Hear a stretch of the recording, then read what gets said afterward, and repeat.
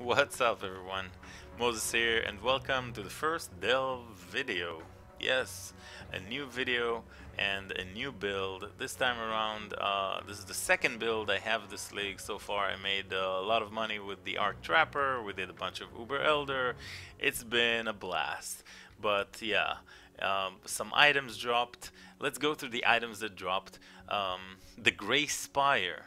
Increased global damage, increased attack speed, and um, plus to maximum resistances. Item has no sockets. This is what I started to play this build with, but I then changed because another item dropped that seems to be just perfect for my build, which is this one, the Cerberus Limb.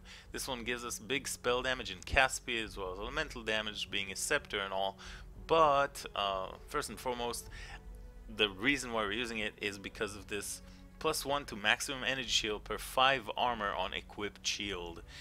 This gives us a very chunky energy shield bonus, and you can see I got almost 11k, and this one is 9k, so we get almost 2k energy shield, or 1.7k whatever, just from using a big armor based shield. And this one also gives us +2 level socket gems. We're using it because we're low life. We're using it to get +2 to level of discipline, blood magic, and herald of ash. But yeah, the build actually came to life when I found this item. Well, the idea of the build came to life. This one is another unique that we got from the new boss fight, Owl's Uprising. Gives us Anger reserves no mana and a bunch of stat points, but Anger reserves no mana, so we get to use Anger for free. See, reserves no mana. Feels pretty good, because normally it would reserve 50% of our mana, and then we'd have to choose, wait, do I want to go low life and use Discipline, or do I want to go just Anger? Because if you use just that, then you have to reserve your mana for Anger, and then maybe you have Blasphemy and a Curse. But this kind of allows us to have much more. It allows us to have free Anger, right? And then we get Herald of Ash, which reserves 25% of our mana, Arctic Armor, 25% of our mana, and Warlord's Mark on Blasphemy for 35. And of course we still have enough mana for Leech, 132, to mess around with our spells and all that stuff, to actually cast things and move around, be able to cast our Phase Run and our Frostbolt and our Lightning Warp. So yeah, this build we actually are using Lightning Warp because I made a promise to myself to make a Lightning Warp as a movement skill, because I got this MTX from the boxes and it absolutely looks glorious. I know, it's pretty good. Kind of mana consuming, but I don't care, it's just so pretty, I had to use it. So here it is. Faster casting, Swift Affliction, keep it at level 1 by the way for the reduced duration, less duration, and Lightning Warp. It gets good around level 16 with 20 quality. Everything has to be 20 quality except the Swift Affliction. You want all that reduced duration and faster casting to apply, and quality or leveling does not add any of those on Swift Affliction. So there it is. Yeah, so we got all these uniques, and also Pyre and Cold to Fire support provides that our Frostbolts will be all converted to fire. So 90% fire conversion, so 10% cold, 90% fire off of this. So FROSTBURN, which feels good, man. Thank you, odds. For the actual links, we're using Frostbolt with Spell Echo, Cold to Fire, Combustion, Ice Bite, and Faster Casting. These may not be the final links. Maybe I'll switch it up. Maybe I'll use Empower or some sort. But we'll have to see about that later. For now, these are the links. For the weapon, we have Val Righteous Fire with increased duration linked with Phase Run. Phase Run was changed and now it is auto cast. It's one of the auto skills that you just cast, and you know, you don't have to stop and cast like you do have to stop and cast Golem, which allows us to have a short burst of movement speed that lasts a couple of seconds, linked with the increased duration of Righteous Fire. Feels very, very good and smooth, especially when you combine it with a movement speed flask. All of a sudden, you know, a couple of lightning warps here and there, some more movement speed flask action. You can see where I'm going with it. Throwing a couple of these, everything dies very fast. Very nice type of build to play with. Actually, I've been having a blast. So yeah, let's continue. Pyre, we talked about all the uniques, I guess. Sintrek, here we have with cast and attack speed if you've killed recently, which happens all the time. When it comes to the Helm enchant, we have FrostBolt. I crafted this with fossils, which are like the new crafting materials of this league. I'm not gonna get into that, but you should probably know what fossils are. If not, maybe we'll make a video about that. It's like an entire, it's an entire topic, so no time for that right now. The shield gives us the +2, that's why we're using it, and a lot of armor with this one we already talked about. And these are just, 200 energy shield resistances and all that stuff that we needed. And actually, you know what, there's an open suffix here. Let's slam it on stream. Maybe we get lucky and get a big intelligence roll. I think I gotta resist. I think I got 20 to cold res. Wait, what did I get? I got 40 to lightning. I got 41 to lightning. Well, the good news are that these gloves are worth a lot more right now. But the bad news are that they fuck with my... Oh my god. They fuck with my Wise Oak now. So I gotta drop lightning res somewhere. And I can't! Oh no! What have I done? Oh my god! We had beautiful 106 to lightning here. Fire has to be the highest. RIP. We'll fix that, okay?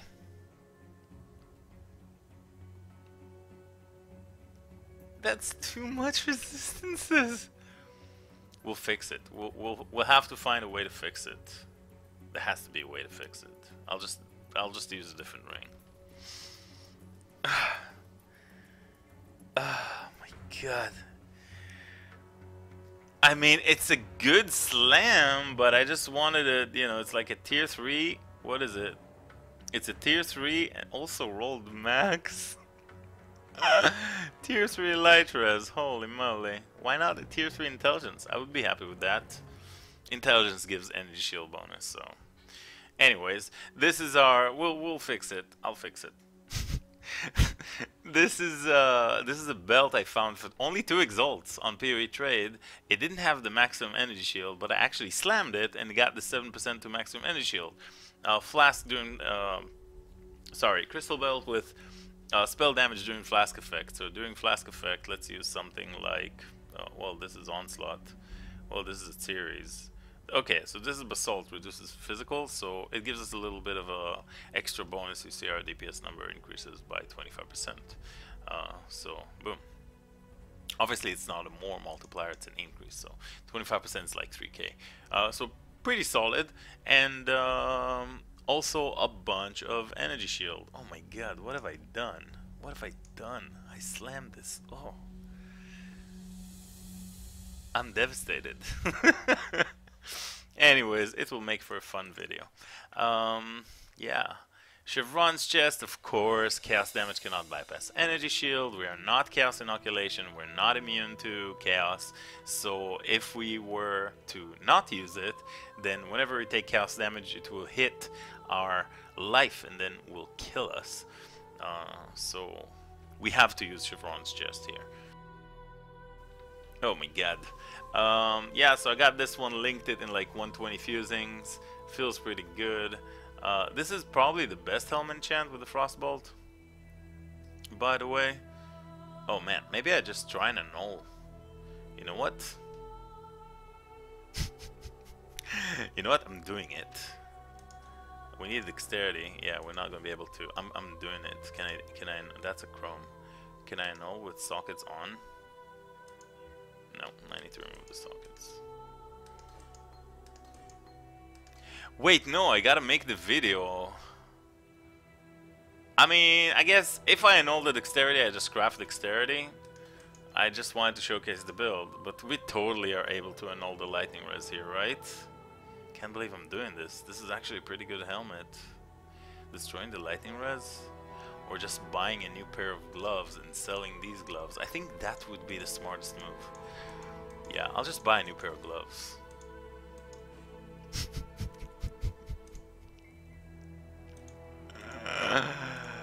That was kind of unexpected. Anyways, Arctic armor, of course, anger, and yeah, these are the items. I've talked too much. Oh my god, 10 minutes. Let's take a look at our passive skill tree. I found this Watcher's Eye with fire penetration while affected by anger, so pretty freaking good. Thank you, Uber Elder. I got the Frozen Trail, of course. That's a basic FrostBolt that allows us to have 2 additional projectile. Picked a couple from PoE trade for 10 chaos each with the corruption increased damage. So we got 5% increased damage on those. Feels nice.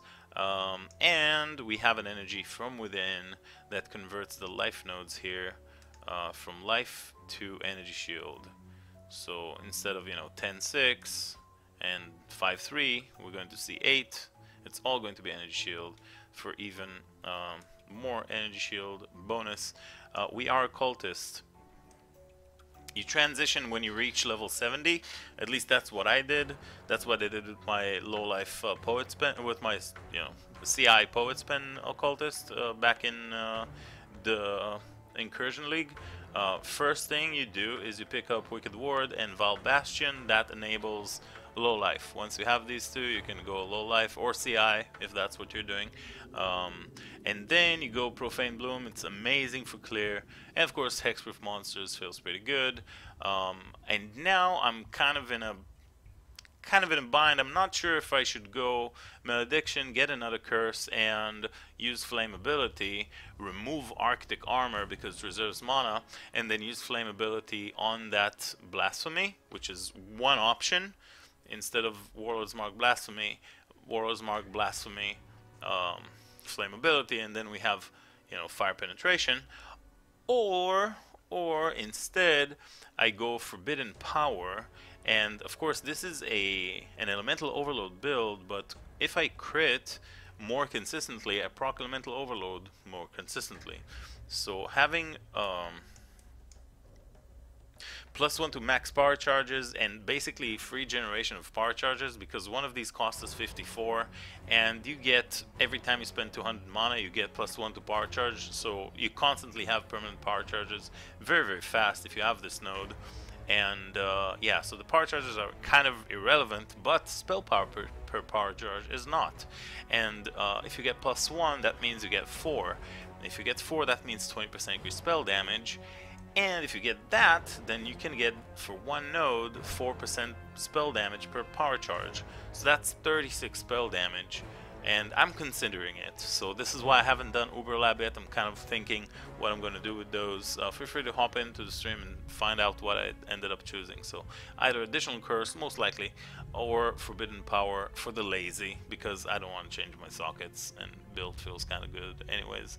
So I don't know, it's up to you.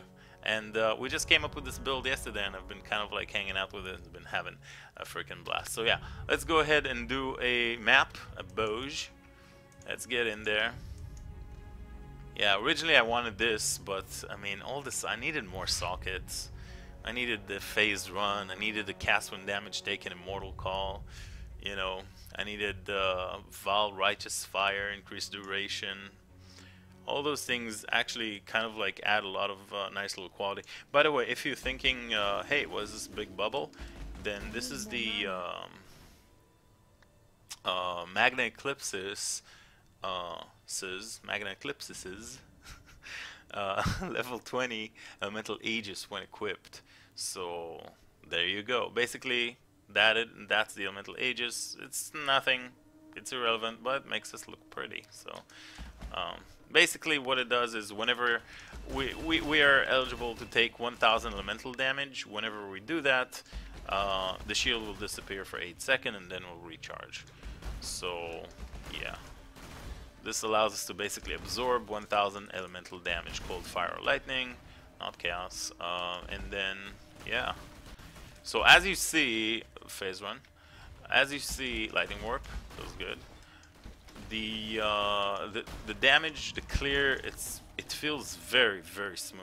I mean, seriously, this is one of the most fun build I've played, and again, being able to do it all by my lonesome. Props to Ivy, by the way. I asked her what can I do with fire and anger, and she said, how about FrostBolt? And I was like, okay, sounds good. So yeah, I made this build. But other than that, that was the entire contribution. Okay, the rest of the stuff, including gear, that dropped and everything. Oh my god, what is this layout? This is supposed to be, I don't know. Where are all the monsters? Here we go. Oh, I'm frozen. Alright, detonate dead. But see, there's no detonate dead. Why? Because, well, ignited enemies are destroyed on kill. So there's no detonate dead. Right? It was detonate dead chest. If you didn't catch that, then so it's very, very nice to have the pyre for both, of course, the conversion, the ignite, and ignited enemies destroyed on kill. You will not die to detonate dead boxes anymore. It feels really nice, I must admit. Really, really does. So yeah, we're getting the endurance charges from the that's it, no more monsters. We're getting the endurance charges from the Warlord's Mark. We're getting power charges from the not power, frenzy charges from the Ice Bite. And yeah, this is the boss. You just go like this, you pop your Val Righteous Fire, and eventually he dies. GG. GG. So this was a build, this is the character, I'm having a blast with it, still haven't done overlap, still haven't picked some major nodes on our tree. There's this cluster right here that we're gonna get to. Where is it? There's explosive impact with bunch of more fire damage. There's more optimization to do. Obviously this character has only lived for like 18 hours played, 20 hours. Yeah. So there's still lots to do and to improve, and I'm actually feeling pretty hopeful about it. I don't know if it's going to destroy Uber Elder, probably not, and it's probably going to struggle with bosses. But I mean, it feels pretty good for clear, and yeah, it's a lot of fun to play.